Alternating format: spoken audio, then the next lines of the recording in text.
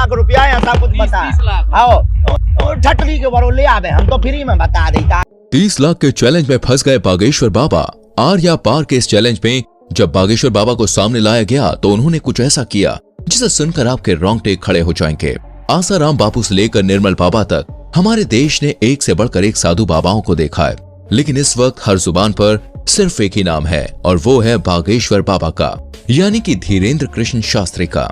एक ऐसा 26 साल का नौजवान जो देखने में किसी फिल्मी हीरो की तरह लगता है, लेकिन उनके कारनामे और बोलने का अंदाज बड़े बड़ों को चक्का में डाल देता है। पर फिलहाल तो दोस्तों बागेश्वर बाबा खुद चक्कर खा रहे हैं और पुलिस इनके पीछे पड़ी है।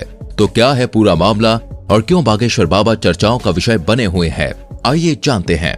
दोस्तों ये बात तो जगजाहिर है कि बागेश्वर बाबा जो लोगों के मन की बात जानकर उनकी समस्याओं का हल कर देते हैं और उसे पर्चे में लिख देते हैं, इसके चलते वो काफी ज्यादा ट्रेंड पर चल रहे हैं। इनकी वीडियोस हर रोज वायरल होती है और लोग इन्हें सुनना देखना पसंद करते हैं।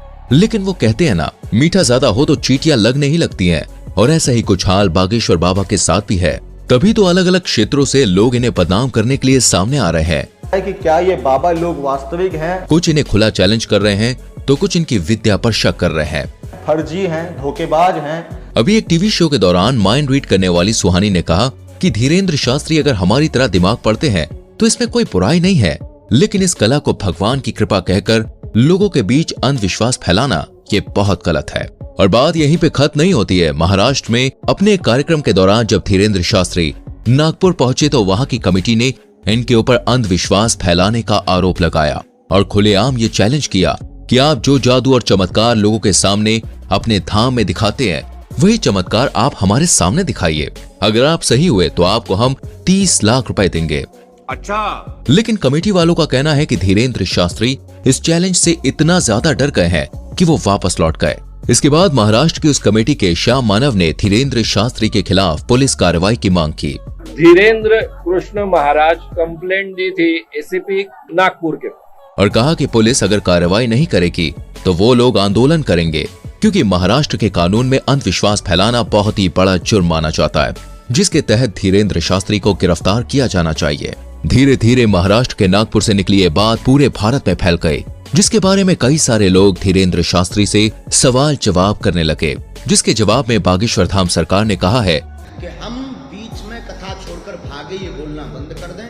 हमारी कथा 7 दिन तक की ही थी, कि डेट घोषित कर दी थी कि हम केवल 7 दिन की कथा करेंगे। लेकिन लोग विश्वास क्यों करेंगे? भारत में साधु महात्माओं की इज्जत का ऐसा फालूदा हुआ है कि चाहकर भी धीरेन्द्र शास्त्री पर विश्वास नहीं कर पा रहा था कोई। बड़ी बड़ी मीडिया कंपनी लगातार उनके चमत्कारों पर सवाल उठा रही थी और इन्हीं सारी चीजों से तंग आकर एक दिन बागेश्वर धाम सरकार ने सभी को अपने दरबार में बुलाया और कहा कि मैं नहीं बताऊंगा कि किसकी अर्जी लगी है। स्वयं छट जाइए, देखो नहीं तो विरोध होगा, नहीं तो ये कहेंगे तुझी किससे सेटिंग है। आप लोग खुद अपने लोगों को खड़ा करिएगा और मैं उनकी परेशानियां और उनके मन की बात पहले से ही कागज पर लिख दूंगा और आप जिसको बहन जी लेकर आएंगे उसी का पर्चा ये निकलेगा। और जब ये चीज हुई तो हर कोई देखता रह गया। आपने अपनी समस्या बताई थी क्या? अपना नाम बताया था क्या? क्योंकि बागेश्वर धाम सरकार ने वाकई में सारी सच्चाई पहले से ही लिख रखी थी। बिल्कुल सही है, बिल्कुल सही। किसी को यहाँ बताया था? नहीं, मैंने ये सब कुछ देखने के बाद लोगों की बोलती बंद हो गई। लेकिन बागेश्वर धाम सरकार के ऊपर उठने वाले सवालों का सिलसिला अभी खत्म नहीं हुआ। इनकी कही हर एक बात को लोग विवाद बनाकर खड़ा कर देते हैं और ये बात सच भी है। आज बागेश्वर धाम सरकार इतना बड़ा नाम बन चुका है कि जो कोई भी इनका नाम लेता है वो खुद ही फेमस हो जाता है। बड़े बड़े न्यूज चैनल घंटों केवल इन्हीं के बारे में बात करते हैं और लोग बड़े मजे से सुनना देखना पसंद करते हैं। अभी कुछ समय पहले जब बागेश्वर धाम सरकार ने बुलडोजर चलवाने की बात कही थी तब भी काफी ज्यादा कंट्रोवर्सीज खड़ी हुई थी, जिसके बारे में एक इंटरव्यू में जब धीरेन्द्र शास्त्री से पूछा गया तो उन्होंने बड़े साफ शब्दों में कहा कि धर्म और ईश्वर उनके माता पिता के समान है और अगर कोई उनके माता पिता पर पत्थर मारेगा तो वो भी शांत नहीं रहेंगे। धीरेन्द्र शास्त्री की इन बातों से साफ जाहिर होता है कि वो लोगों के सामने किसी फिल्टर के साथ नहीं आते हैं, बल्कि जो अंदर से है वो बाहर से भी दिखाते हैं। तभी तो ये आए दिन विवादों में घिरे रहते हैं और कुछ लोग तो ये सोच कर ही हैरान है कि आखिर एक 26 साल का नौजवान शख्स इतना ज्यादा लोकप्रिय कैसे हो गया। कैसे करोड़ों लोग आज उसके भक्त हैं और उसके धाम पर लोगों की लंबी लाइन लगी रहती है। तो दोस्तों इसका सीधा सा जवाब है ईश्वर की कृपा। जी हाँ, वो कहते हैं ना, ऊपर वाला अगर किसी पर मेहरबान हो जाए तो मिट्टी भी सोने में बदल जाती है। और धीरेन्द्र शास्त्री तो खुद को बालाजी महाराज यानी कि हनुमान जी का सबसे बड़ा भक्त कहते हैं।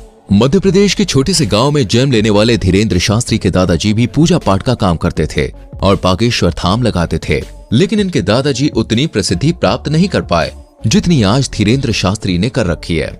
इनके पास कुछ ऐसी शक्तियां हैं जिनकी मदद से आज ये सामने मौजूद व्यक्ति के बिना बताए ही उनकी परेशानियों को समझ जाते हैं और उसे पर्चे में लिख देते हैं। बागेश्वर बाबा ये तक समझ जाते हैं कि सामने वाला सच कह रहा है या फिर नहीं।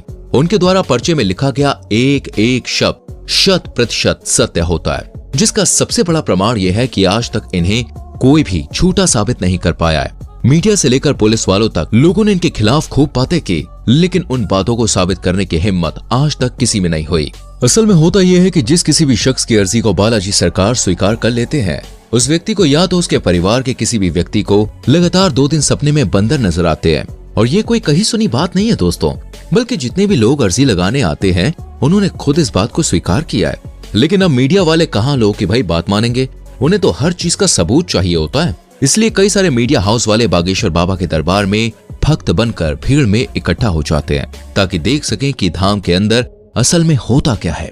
लेकिन चमत्कार देखिए, जब जब मीडिया वाले दरबार में आए तब तब बाबा उन्हें पहचान लेते हैं और उनके पोल सभी के सामने खोल कर रख देते हैं। ये सब कुछ देखने के बाद मीडिया वाले भी बाबा के सामने घुटने टेक देते हैं और चुपचाप वहां से 9-2-11 हो जाते हैं। ये चीज 1-2 नहीं बल्कि सैकड़ों बार बागेश्वर धाम सरकार के दरबार में हो चुकी है। बागेश्वर धाम एकमात्र ऐसा धाम है जिसने साइंस और टेक्नोलॉजी के भी होश उड़ाकर रख दिए हैं और लोग अभी भी सोचने पर मजबूर हैं कि आखिर ये सब कैसे हो सकता है। क्योंकि अगर धीरेन्द्र शास्त्री से पूछा जाए तो वो साफ कहते हैं कि ये सब कुछ उनके दादाजी और हनुमान जी की कृपा की बदौलत है। ईश्वर उन्हें शक्तियां देते हैं जिससे वो लोगों के मन की बात को समझ जाते हैं और उन्हें दूर कर पाते हैं। और ये सब कुछ अचानक से नहीं हुआ, बल्कि दोस्तों इन शक्तियों को प्राप्त करने के लिए धीरेन्द्र शास्त्री ने सालों तक हनुमान जी की तपस्या करी। 12 साल के उम्र से ही धीरेन्द्र शास्त्री बालाजी के ध्यान में लग गए और उनकी सेवा करने लगे, जबकि पूजा पाठ के कामों में वो बचपन से ही लगे रहते थे। आज ये उस स्तर पर पहुंच गए हैं जहां इन्हें हर लोगों के मन की बात को समझने में बिल्कुल भी समय नहीं लगता। ये जो कुछ भी कह देते हैं वो पत्थर की लकीर हो जाता है जिसका सच होना तय है, और इसका कई बार उदाहरण भी देखा जा चुका है। हालांकि अगर हम बागेश्वर धाम की बात करें तो दोस्तों इसका इतिहास बहुत पुराना है। लोगों की मान्यताओं के अनुसार बागेश्वर धाम मंदिर चंदेल कालीन युग का है। सन 1986 में ग्रामवासियों के द्वारा मंदिर का निर्माण किया गया था। उसी दौरान ग्राम गढ़ा में बाबा सेतु लालगढ़ चित्रकूट से दीक्षा लेकर अपने गांव के प्राचीन कालीन मंदिर पहुंचे। पहले तो इन्होंने राम कथा करी और फिर ये झाड़ फूक का भी काम करने लगे। लोगों के अंदर मौजूद बुरी शक्तियों को अपनी एक फटकार से ये भगा दिया करते। लोगों का कहना है कि जो कोई भी भूत प्रेत की शिकायत लेकर उनके दरबार में जाता था वो हमेशा हमेशा के लिए ठीक हो जाता था, और इसी वजह से बागेश्वर धाम लोकप्रिय होता चला गया। और आज बागेश्वर धाम के प्रमुख कथावाचक धीरेन्द्र कृष्ण गर्ग, जो बहुत लंबे समय से झाड़ फूक और कथाएं कर रहे हैं, अब सोशल मीडिया के दौर में इनकी लोकप्रियता बहुत बढ़ रही है। तभी तो लोग इन्हें बागेश्वर महाराज के साथ साथ चमत्कारी महाराज के नाम से भी जानते हैं। वर्तमान समय में धीरेन्द्र कृष्ण सरकार मध्य प्रदेश में ही अपना दरबार लगाते हैं और लोगों की समस्याओं का समाधान करते हैं। बागेश्वर धाम महाराज ने बचपन से ही रामायण और महाभारत जैसे महाकाव्यों का अध्ययन किया था। अपने दादाजी के साथ पूजा पाठ करने के अलावा इन्होंने वृंदावन में भी काफी लंबा समय गुजारा है। साथ ही साथ उन्होंने अपनी प्रारंभिक पढ़ाई को भी पूरा किया है। इनका कथा बोलने का अंदाज काफी ज्यादा निराला है, जिसे सुनकर लोगों की आंखों से आंसू निकल आते हैं। लेकिन हर मंगलवार को लगने वाला दिव्य दरबार सबसे ज्यादा प्रसिद्ध है। बाकी आपका इनके बारे में क्या विचार है, कमेंट में हमें जरूर बताएं। इस तरह की वीडियोस लगातार देखते रहने के लिए चैनल को सब्सक्राइब करके बेल आइकॉन प्रेस करें, जिससे आने वाली वीडियोस आपसे मिस ना हो। मिलते हैं अगली वीडियो में, अपना ख्याल रखें।